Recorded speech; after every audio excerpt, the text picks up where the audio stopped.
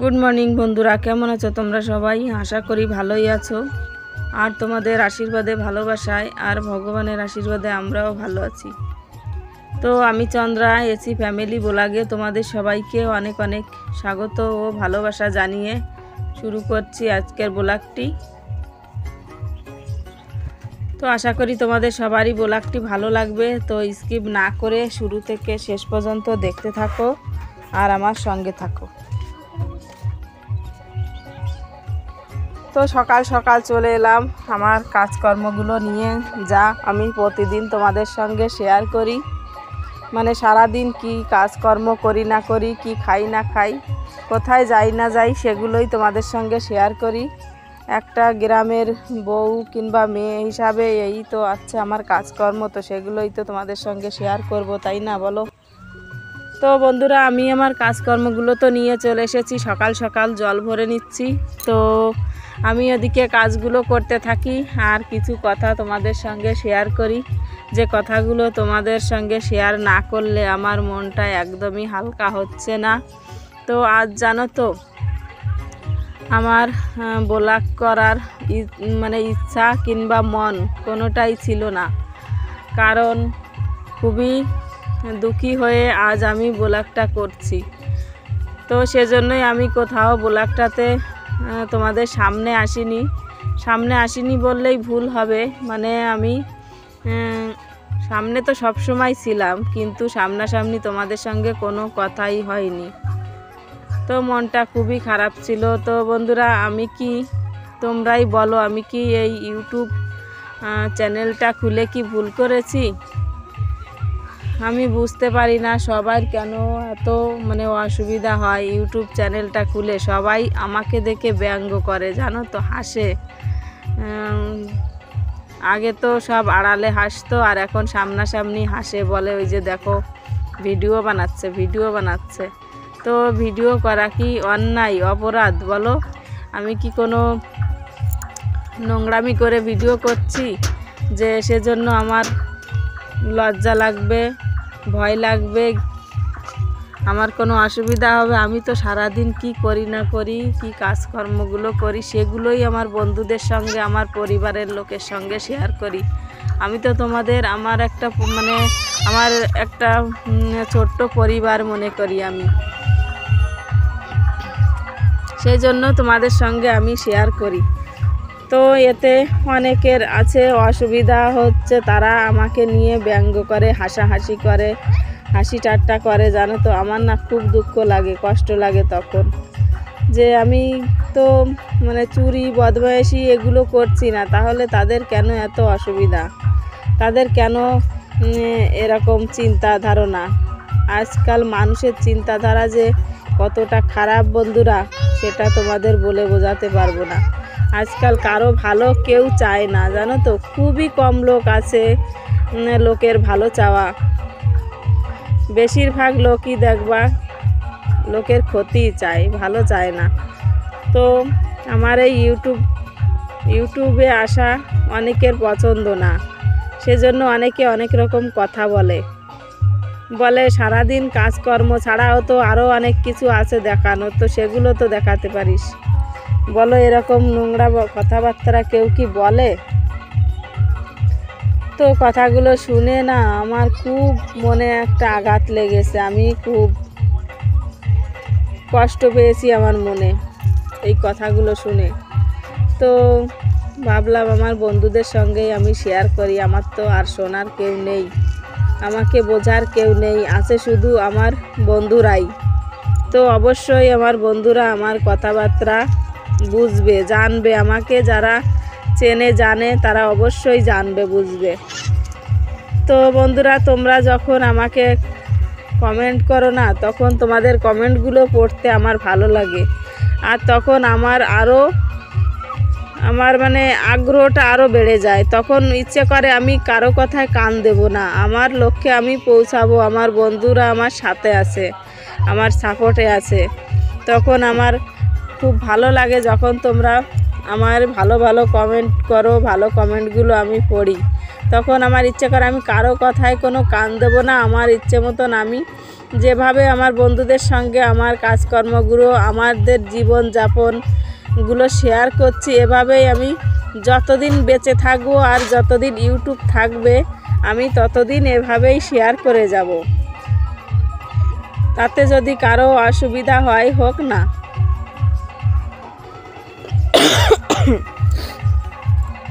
তো মনের মধ্যেও অনেক কষ্ট চেপে নিয়ে আমি ব্লগটা করছি জানো তো। সেজন্য আমার একদমই তোমাদের সামনে এসে কথা বলার ইচ্ছা কিংবা মন কোনোটাই ছিল না।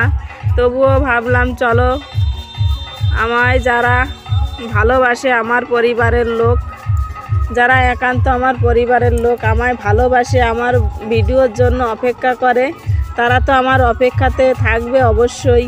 তো যদি আমি ভিডিও না দিই তাহলে চিন্তায় থাকবে যে কেন আজকে ভিডিও দিল না। তো জানি আমার ভিডিওতে ভিউজ আসে না, মাত্র অল্প কিছু লোকে আমার ভিডিওগুলো দেখে। আমায় যারা ভালোবাসে তারাই আমার ভিডিওগুলো দেখে। তো সেজন্য আমি মন খারাপ থাকলেও আমি যেটুকু পারলাম আমার বন্ধুদের সঙ্গে আমি আমার সেই ভিডিওগুলো শেয়ার করলাম। তো কি করব বলো বন্ধুরা, আর যে না মানে আর কেউ না থাক পাশে, তোমরা যদি আমার পাশে থাকো, আমায় একটু সাপোর্ট করো, ভালোবাসা দাও, তাহলে হয়তো আমি আমার লক্ষ্যে পৌঁছাতে পারবো। আমার এই ছোট্ট পরিবারটাকে নিয়ে আস্তে আস্তে পৌঁছাতে পারবো আমার লক্ষ্যে। আমি চাই আমি কারো কথায় কোনো কান দেব না। আমি যেভাবে পারি, যতটুক পারি আমি প্রতিদিন তোমাদের সঙ্গে ব্লগগুলো শেয়ার করব। তো অনেকের আছে না জানো তো, কারো ভালো কেউ দেখতে চায় না আজকাল। তো হিংসা হয় মনে যে ও ব্লগ বানায়, যা কিছু করে না করে সারাদিন ফোনে তুলতে থাকে। তো এরা অনেকের খারাপ লাগে। আর এমন আছে জানো তো, আমার অনেক নিজের লোক আছে, তারা আমার ব্লগগুলো দেখে না। তাদের সামনে যখন আমার ভিডিওগুলো আসে তখন তারা এড়িয়ে চলে যায়। তো তাতে আমার কষ্ট নেই, দুঃখ নেই। তোমরা যদি আমার পাশে থাকো আমার বন্ধুরা, তো আমি তাইতেই এগিয়ে যেতে পারবো। আমার নিজের লোকে আমায় সাপোর্ট করে, চায় না করে। তো তোমরা যারা আছো পুরনো বন্ধু, তারা তো অবশ্যই জানো কিভাবে আমাদের জীবনযাপন আমরা করি, কিভাবে আমরা থাকি না থাকি। আর যারা নতুন বন্ধুরা আছো তারা তো জানো না। তো তোমরা আমার পুরনো ভিডিওগুলো দেখতে পারো, তাহলেই জানতে পারবে আমরা কিভাবে থাকি না থাকি, কিভাবে জীবনযাপন করি। তো বন্ধুরা, সকাল থেকে এখন দেখো দুপুর হয়ে গেছে, আর আমি জামা কাপড়গুলো কাচবো। আর এই যে থালা বাসন রয়েছে এগুলো ধোবো। কাজকর্ম তো সকাল থেকে যেটুকু পারলাম করেছি, তো এখনও অনেকটা বাকি রয়েছে। তো এই যে দেখো থালা বাসনগুলো আমি ধুয়ে নিচ্ছি। তো দোকানে গেছিলাম, থালা বাসন মাজার সাবান ছিল না, তারপরে জামা কাপড় কাচা সারাপ ছিল না, সেই কারণে। তো জানো তো ভেবেছিলাম জামা কাপড় কাচবো, কিন্তু দেখি যেখানে জামা কাপড়গুলো আমি মেলে দিই রোদে, তো সেইখানে জামা কাপড় মেলে মানে ভরে ফেলেছে সবাই, একটুও জায়গা নেই। তো কি করব, সেজন্য ভাবলাম থাক, আজকে আর জামা কাপড়গুলো কাচবো না, কালকে দেখা যাবে, কালকে কেচে দেব। তো আমি এখন ছেলেকে কোলে করে নিয়ে এই যে দুধ আনতে যাচ্ছি। তো কি করব, ওদিকে কাকিমাও কাজ করছে আর মেয়েটাও নেই বাড়িতে। তো সেজন্য ছেলেকে কোলে করে নিয়েই আমি দুধ আনতে গেছিলাম। আর এই যে দেখো সকাল সকাল মেয়ে ভাত ভেজে রেখেছিল, আর আমি সকালবেলা উঠে রুটি বানিয়েছিলাম তোমাদের দাদাভাইয়ের জন্য।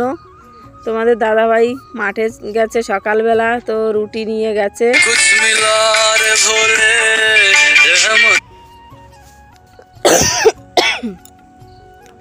তো আমি এখন এই যে দেখো খেতে বসে গেছি। আর এখানে ছেলেকেও ভাবছিলাম দুই একবার খাওয়াই ওকেও ভাত। তো আবার ভাবছি না, ভাতগুলো জানো তো খুব শক্ত শক্ত। তোমাদের দাদাভাই যে চাল কিনে নিয়ে এসেছে, এ ভাতগুলো না খুব মোটা মোটা হচ্ছে। তো আমাদের নিজেদেরই খেতে ভালো লাগছে না, আর ছেলেকে কি খাওয়াবো। আর তারপর হচ্ছে বাসি ভাত। তো ও দুই একবার খেলো, তারপর ভাবছি না ওকে আর খাওয়াবো না, ওর খাবার ওকে রান্না করে আমি খাওয়াবো। তো ওকে তো সকালবেলায় আমি রুটি যখন বানিয়েছিলাম তার পরপরই ওকে গরম গরম রুটি আর হচ্ছে দুধ দিয়ে আমি দুধ রুটি খাইয়ে দিয়েছিলাম। তো সেজন্য ওকে আর ওই যে খাওয়াচ্ছি না, ওকে ওইখানে বসিয়ে রেখে দিচ্ছি আর আমি এদিকে ভাত খেয়ে নেব। আর তোমাদের দাদাভাই রুটি আর কলা নিয়ে গেছে মাঠে, আর মেয়ে যেন কোথায় ছিল এখনই বাড়িতে এলো।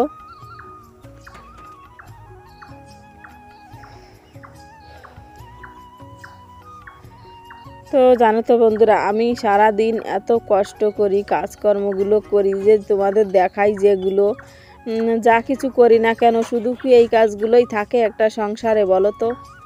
একটা সংসারে অনেক কাজ থাকে, তো সবটা তো তোমাদের সঙ্গে শেয়ার করা যায় না বলো। আমি তো সারা দিন মানে কি বলে 12 ঘন্টা হচ্ছে দিন, তো আমার 12 ঘন্টাই আমাকে কাজ করতে হয়। তো আমি সবটা তো তোমাদের সঙ্গে শেয়ার করতে পারি না, কিছু কিছু তোমাদের সঙ্গে শেয়ার করি। আর তারপর এত কষ্ট করে ভিডিও বানাই যে আমার বন্ধুদের সঙ্গে শেয়ার করার জন্য, তারপরে লোকের খারাপ লাগে, তো কেমন লাগে বলো তো? তো এখানে যে দেখো আমি রান্না করে নিয়েছি সয়াবিন, আলু, টমেটো, মটরশুঁটি এগুলো দিয়ে একটা তরকারি করেছি, আর সমস্ত মশলাপাতি দিয়েছি, আর এখানে মূলো আর হচ্ছে লঙ্কা ভাজি করেছি, আর এখানে কচু সেদ্ধ দিয়েছিলাম ভাতের ভিতর। তো এখন আমি সর্ষে, লঙ্কা, হলুদ, লবণ এগুলো দিয়ে ভালো করে বেটে নেব, তারপর খাওয়া দাওয়া করব।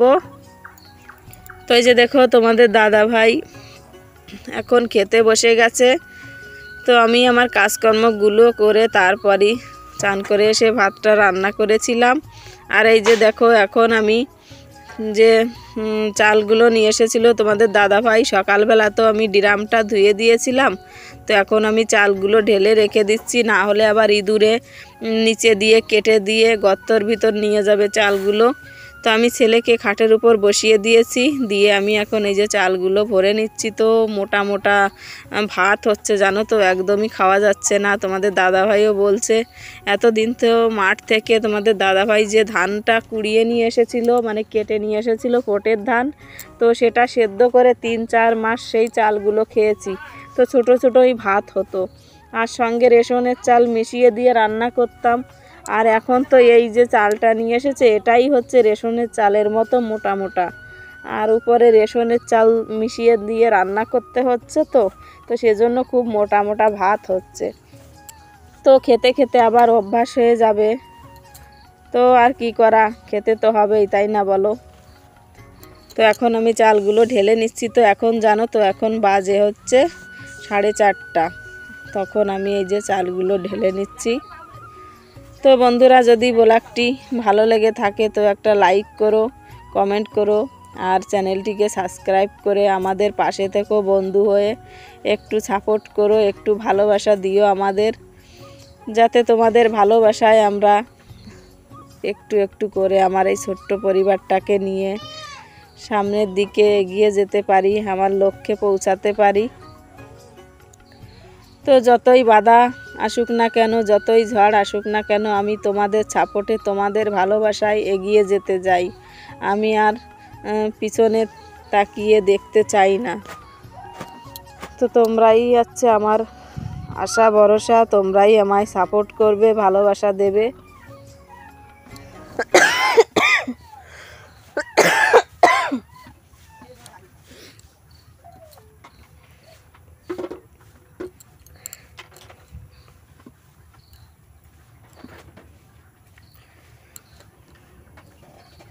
তো চালটা আমি এখন ড্রামের ভিতর ঢেলে রেখে দিলাম।